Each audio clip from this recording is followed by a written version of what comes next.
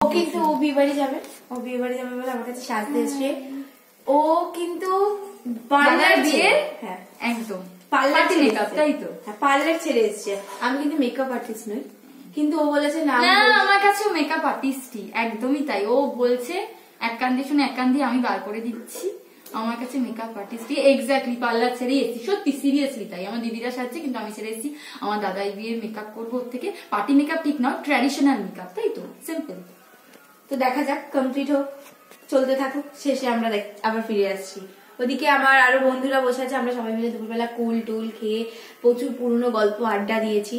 ও আমার ছোটবেলায় একদম ছোট থেকে আমরা বড় হয়েছি। একটু ওভারে নিয়ে যাও, নিয়ে ওকে দেখিয়ে আনো। আর একটা বন্ধু আমার স্কুলের একদম, আমরা একদম এখনো পর্যন্ত স্টিল নাও 12 বছর কেটে গেছে, আমরা 12 বছর সারা জীবন থাকবে, যতদিন থাকবে। আর আমার আরেকটা বন্ধু, চলো আমরা ওখানে ওকে একবার দেখিয়ে আসি।